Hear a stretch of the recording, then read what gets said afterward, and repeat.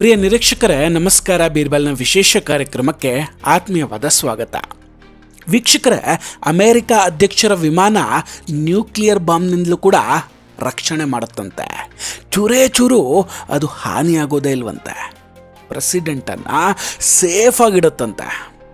ಆದರೆ ಭಾರತದಲ್ಲಿ ಪ್ರಧಾನಮಂತ್ರಿಗಳ ರಕ್ಷಣೆಗೆ ಏನು ಮಾಡ್ಕೊಂಡಿದ್ದೇವೆ ನಾವು? ಭಾರತದ ಪ್ರಧಾನಿಗಳ ವಿಮಾನ ಹೇಗಿದೆ? ನೆನಪಿರಲಿ ವೀಕ್ಷಕರೇ, ಭಾರತ ಆಲ್ರೆಡಿ 2 ಪ್ರಧಾನಮಂತ್ರಿಗಳನ್ನು ಅನ್ಯಾಯವಾಗಿ ಕಳೆದುಕೊಂಡಿದ್ದೇವೆ. ರಾಜೀವ್ ಗಾಂಧಿ ಅವರನ್ನು ಹಾರ ಹಾಕೋದಕ್ಕೆ ಅಂತ ಬಂದ ಮಹಿಳೆ ಆತ್ಮಾಹುತಿ ದಾಳಿಯನ್ನು ನಡೆಸಿ ಕೊಂದು ಹಾಕ್ತಾಳೆ. ಇಂದಿರಾ ಗಾಂಧಿ ಅವರನ್ನು ಅವರ ಅಂಗರಕ್ಷಕರೇ ಸಾಯಿಸಿಬಿಡ್ತಾರೆ. ಹೀಗಿರುವಾಗ ಇಡೀ ವಿಶ್ವದಲ್ಲೇ ಅತ್ಯಂತ ಪ್ರಭಾವಶಾಲಿ ನಾಯಕ ಅನ್ನಿಸ್ಕೊಂಡ ಮೋದಿಜಿಯ ಸೆಕ್ಯುರಿಟಿ ಹೇಗಿರಬೇಕು? ಸ್ಪೆಷಲಿ ವಿಮಾನದಲ್ಲಿ ಮೋದಿಯವರ 8,400 ಕೋಟಿ ರೂಪಾಯಿಯ ವಿಮಾನ ನಿಜವಾಗ್ಲೂ ಸೇಫ್ ಆಗಿದೆಯಾ? ಅದು ಮೋದಿಜಿಯನ್ನು ರಕ್ಷಣೆ ಮಾಡಬಲ್ಲದ? ಅಷ್ಟಕ್ಕೂ ಮೋದಿಜಿ ಒಂದು ದೊಡ್ಡ ಅನಾಹುತದಿಂದ ಪಾರಾಗಿದ್ದ ಹೇಗೆ? ಎಲ್ಲವನ್ನೂ ಡಿಟೇಲಾಗಿ ಹೇಳ್ತಾ ಹೋಗ್ತೀನಿ. ಅದಕ್ಕೂ ಮುನ್ನ ನೀವಿನ್ನೂ ನಮ್ಮ ಬೀರ್ಬಲ್ ಚಾನಲನ್ನು ಸಬ್ಸ್ಕ್ರೈಬ್ ಮಾಡಿಲ್ಲ ಅಂದರೆ ದಯವಿಟ್ಟು ಸಬ್ಸ್ಕ್ರೈಬ್ ಮಾಡಿ ಹಾಗೂ ಬೆಲ್ ಐಕಾನನ್ನು ಕ್ಲಿಕ್ ಮಾಡಿ. ವೀಕ್ಷಕರೇ, ಪ್ರಧಾನಿ ನರೇಂದ್ರ ಮೋದಿ ಅವರು ಓಡಾಡೋ ವಿಮಾನದ ಬಗ್ಗೆ ತುಂಬ ಜನರಿಗೆ ಕುತೂಹಲಗಳಿರುತ್ತೆ, ಡೌಟ್ಗಳಿರುತ್ತೆ. ಅಷ್ಟೊಂದು ದೊಡ್ಡ ವಿಮಾನದಲ್ಲಿ ಏನೇನಿರುತ್ತೆ? ಮೋದಿ ಒಬ್ಬರೇ ಪ್ರಯಾಣ ಮಾಡ್ತಾರೆ ಅದರಲ್ಲಿ? ಯಾರಾದರೂ ದಾಳಿ ಮಾಡಿದ್ರೆ ಕತೆ ಏನು? ಅದು ಹಾರಾಡೋದಕ್ಕೆ ಎಷ್ಟು ಖರ್ಚಾಗುತ್ತೆ?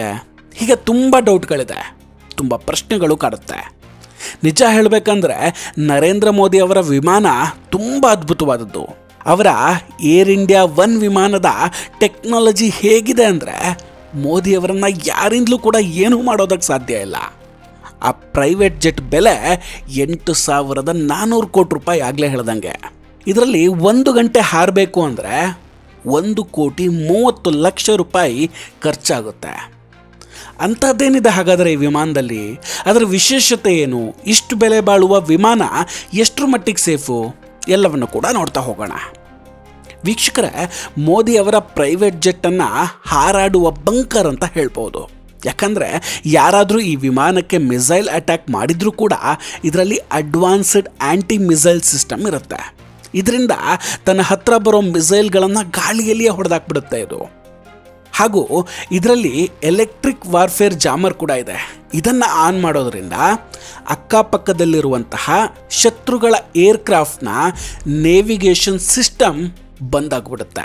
PM ಮೋದಿಯವರ ಏರ್ ಇಂಡಿಯಾ 1 ವಿಮಾನದ ಬಾಡಿ ಬಹಳ ಗಟ್ಟಿಯಾದ ಸ್ಟ್ರಾಂಗ್ ಆರ್ಮರ್ ಪ್ಲೇಟ್ನಿಂದ ಮಾಡಲಾಗಿದೆ. ಇದು unbreakable.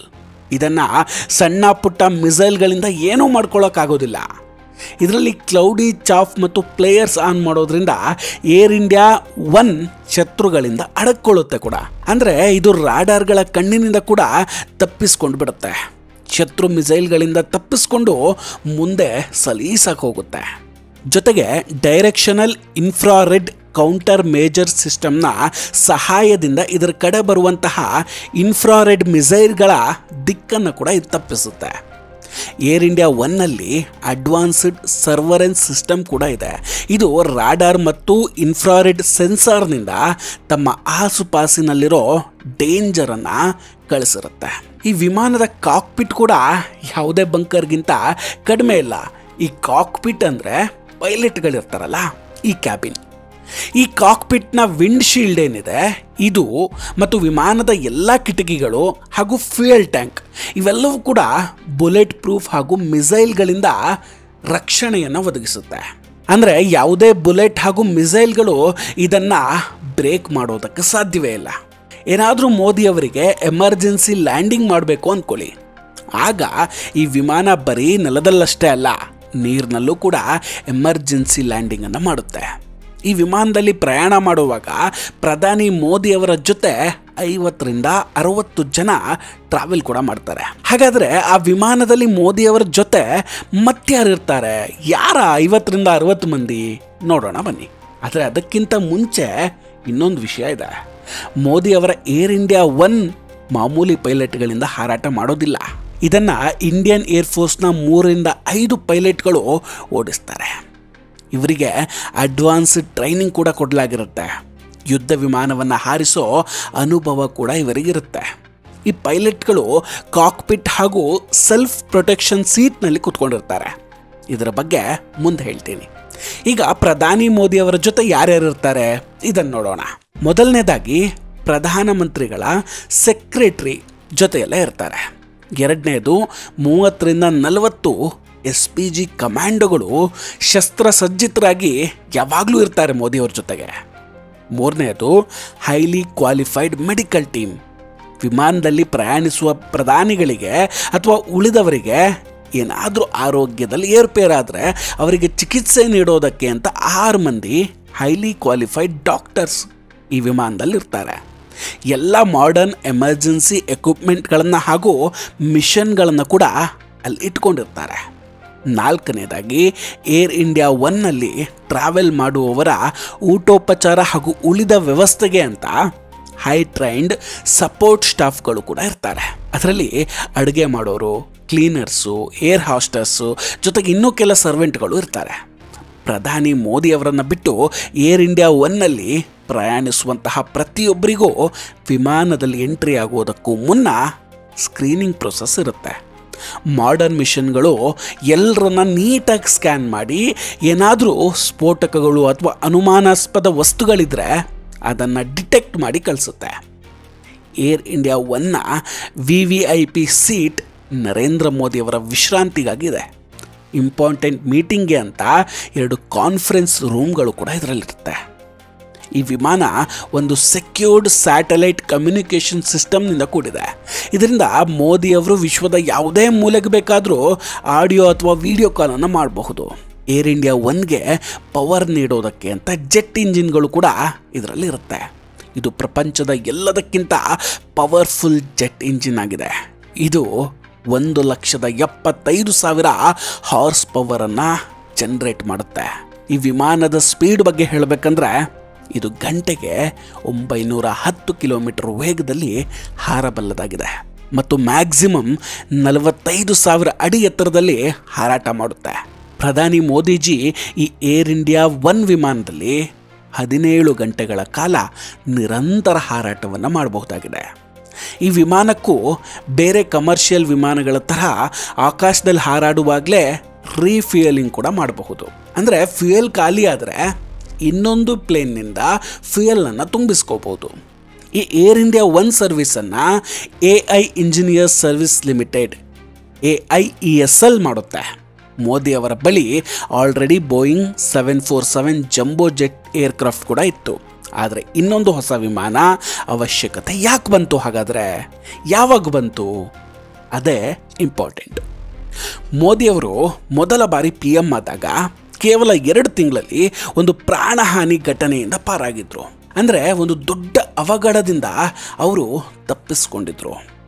2014 July 17 Ukrainian northern rebel ಏನಿದ್ದಾರೆ ಇವರು ಮಲೇಷಿಯನ್ ಏರ್ಲೈನ್ಸ್ನ MA-17 ಏರ್ಕ್ರಾಫ್ಟ್ನ ಮೇಲೆ ಮಿಸೈಲ್ ದಾಳಿಯನ್ನು ಮಾಡ್ತಾರೆ. ಮಿಸೈಲ್ನಿಂದ ಆ ವಿಮಾನವನ್ನು ಹೊಡೆದು ಹಾಕಿಬಿಟ್ಟಿದ್ರು. ಅದರಲ್ಲಿ 300 ಪ್ಯಾಸೆಂಜರ್ಗಳ ಸಾವಾಗಿತ್ತು. ಆಘಾತಕಾರಿ ವಿಷಯ ಏನಂದರೆ ಅದೇ ರೂಟ್ನ ಅದೇ ಪಾಯಿಂಟ್ನಲ್ಲಿ ಸ್ವಲ್ಪ ಹೊತ್ತಿನ ಮುಂಚೆ ಪ್ರಧಾನಿ ಮೋದಿ ಅವರ ಬೋಯಿಂಗ್ 747 ಜಂಬೋ ಜೆಟ್ ಏರ್ಕ್ರಾಫ್ಟ್ ಕೂಡ ಪಾಸ್ ಆಗಿತ್ತು. ಅದರಲ್ಲಿ PM ಮೋದಿ ಅವರು ಬ್ರೆಜಿಲ್ನಿಂದ ಭಾರತಕ್ಕೆ ಬರ್ತಾ ಇದ್ರು.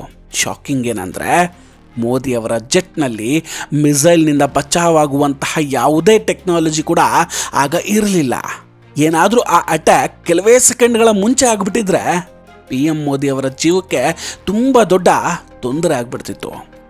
ಇದೇ ಸಿಚುವೇಶನ್ ಇಟ್ಕೊಂಡು SPG ಒಂದು ಮೀಟಿಂಗ್ನಲ್ಲಿ ಭಾರತದ ಪ್ರೈಮ್ ಮಿನಿಸ್ಟರ್ನ ವಿಮಾನವನ್ನು ಅಪ್ಗ್ರೇಡ್ ಮಾಡಬೇಕು ಅನ್ನೋ ವಿಷಯದ ಬಗ್ಗೆ ಪ್ರಸ್ತಾಪ ಮಾಡ್ತಾರೆ. ನಂತರ ಅದರ ಬಗ್ಗೆ ಸಾಕಷ್ಟು ಮೀಟಿಂಗ್ಗಳು, ಡಿಸ್ಕಷನ್ಗಳು ಕೂಡ ನಡೆದವು. 2018 ಜನವರಿಯಲ್ಲಿ SPG ಏರ್ಕ್ರಾಫ್ಟ್ ಮಾಡೆಲನ್ನು ಡಿಸೈನ್ ಕೂಡ ಮಾಡುತ್ತೆ ಮತ್ತು US ಬೋಯಿಂಗ್ ಕಂಪನಿಗೆ 2 ಸ್ಪೆಷಲ್ ಬೋಯಿಂಗ್ 777-300ER ಏರ್ಕ್ರಾಫ್ಟ್ಗೆ ಆರ್ಡರನ್ನು ಕೊಡುತ್ತೆ. ಯಾವಾಗ ಈ ವಿಮಾನ US ಟೆಕ್ಸಾಸ್ನಲ್ಲಿ ತಯಾರಾಗ್ತಿತ್ತೋ ಆಗ COVID-19 ಪ್ಯಾಂಡಮಿಕ್ ಕೂಡ ಆರಂಭ ಆಗುತ್ತೆ. ಆ ಟೈಮಲ್ಲಿ ಕೆಲಸ ಎಲ್ಲ ಸ್ಲೋ ಆಗಿಬಿಡ್ತು. ನಂತರ 2021 ಅಕ್ಟೋಬರ್ 1ನೇ ತಾರೀಕಿಗೆ ಇಂಡಿಯನ್ ಏರ್ಫೋರ್ಸ್ ಹಾಗೂ ಏರ್ ಇಂಡಿಯಾ ಟೀಮ್ ಈ ಎರಡೂ ಏರ್ಕ್ರಾಫ್ಟ್ಗಳನ್ನು ದೆಹಲಿಗೆ ತಗೊಂಡು ಬರ್ತಾರೆ. ಈ ಎರಡೂ ವಿಮಾನವನ್ನು ತಯಾರಿಸೋದರಿಂದ ಹಿಡಿದು ಭಾರತಕ್ಕೆ ತರೋವರೆಗೂ ಕೂಡ 8,400 ಕೋಟಿಗಿಂತ ಹೆಚ್ಚು ಹಣ ಖರ್ಚಾಗಿದೆ. ಈಗ ಇದನ್ನು ಏರ್ ಇಂಡಿಯಾ ಒನ್ ಹೆಸರಲ್ಲಿ ಕರಿತಾ ಇದ್ದೀವಿ. ಒಬ್ಬ ನಾಯಕ ಪವರ್ಫುಲ್ ಆಗ್ತಾ ಹೋದಂತೆ ಶತ್ರುಗಳು ಕೂಡ ಹೆಚ್ಚಾಗ್ತಾರೆ. ಮೋದಿಜಿ ಭಾರತದ ಆಸ್ತಿ, ಅವರ ರಕ್ಷಣೆ ತುಂಬ ಇಂಪಾರ್ಟೆಂಟ್ ಆಗುತ್ತೆ. ಅದರ ಮುಂದೆ ಈ 8,400 ಕೋಟಿ ಲೆಕ್ಕಕ್ಕಲ್ಲ ಬಿಡಿ. ವೀಕ್ಷಕರೇ, ಪ್ರಧಾನಿ ಮೋದಿಯವರ ಈ ಸ್ಪೆಷಲ್ ವಿಮಾನದ ಬಗ್ಗೆ ನಿಮ್ಮ ಅಭಿಪ್ರಾಯ ಏನು? ದಯವಿಟ್ಟು ಕಮೆಂಟ್ ಮಾಡಿ ತಿಳಿಸಿ. ನಾವು ಕೊಟ್ಟಂತಹ ಮಾಹಿತಿಗಳು ನಿಮಗೆ ಇಷ್ಟ ಆಗಿದ್ರೆ ದಯವಿಟ್ಟು ವಿಡಿಯೋವನ್ನು ಲೈಕ್ ಮಾಡಿ ಹಾಗೂ ಶೇರ್ ಮಾಡಿ. ಇನ್ನೂ ಕೂಡ ನಮ್ಮ ಬೀರ್ಬಲ್ ಚಾನಲನ್ನು ಸಬ್ಸ್ಕ್ರೈಬ್ ಮಾಡಿಲ್ಲ ಅಂದರೆ ದಯವಿಟ್ಟು ಸಬ್ಸ್ಕ್ರೈಬ್ ಮಾಡಿ ಹಾಗೂ ಬೆಲ್ ಐಕಾನನ್ನು ಕ್ಲಿಕ್ ಮಾಡಿ. ನಮಸ್ಕಾರ, ಟೇಕ್ ಕೇರ್ ಆ್ಯಂಡ್ ಬಾಯ್ ಬಾಯ್. ಮತ್ತೆ ಭೇಟಿಯಾಗೋಣ. ಜೈ ಹಿಂದ್.